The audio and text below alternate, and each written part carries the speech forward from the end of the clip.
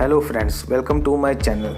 So in this video I'm going to show you how you can join any meeting here with just simple in 1 minute.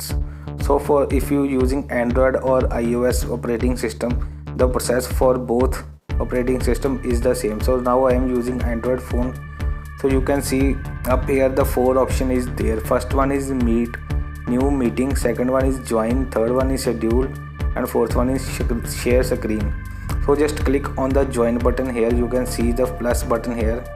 So after that, if you want to join any meeting, you just need a meeting ID here. So when if your friend just create a meeting for you, you just have to ask him the meeting ID, then you just click his meeting ID here, and then you can join, and then you can click on the join meeting here. Right now I just don't have any meeting to join, so just click on the join meeting here, then you just automatically redirect to your meeting here. So it is very simple process for both Android and iOS operating system.